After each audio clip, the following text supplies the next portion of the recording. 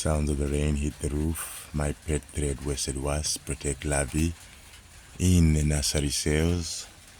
Larvae wiggle. Larvae spinning the silk cocoon, spinning cap time lapse.